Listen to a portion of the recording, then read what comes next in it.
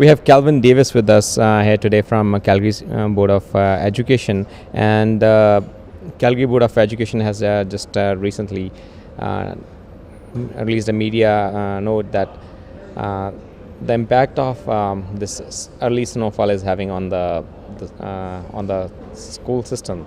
So, can you please tell us what exactly is happening? Yeah, well, we certainly, as citizens of Calgary, woke up this morning to some heavy snow, and with heavy snow causes a few hiccups across the city, and for us as a school system, the power was cut out to a number of our schools. And so we needed to respond to that. And our school principals and staff did a tremendous job of putting together some plans to ensure that kids were in classrooms that had light with the windows and able to respond to the needs of the kids as they were coming to school in the morning. Yeah, I heard we're just coming from the media release from the emergency services, and they said that they have been working on this to restore the power and everything in the city. How much time do you think it'll take? Well, the vast majority of our schools are already back on the grid, so things are a little bit in flux, moving in and out. As sometimes they come back on and then they go off again and then back on. But the vast majority of our schools are fully up and operational.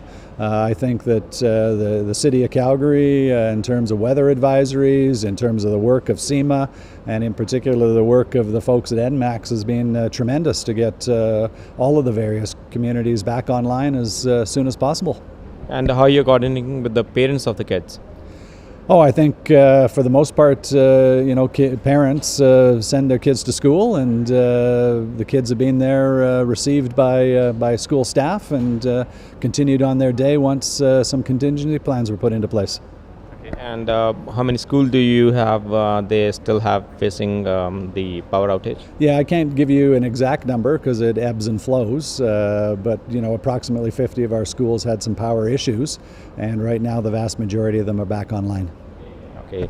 And is there something that you already have in plan for this kind of situation?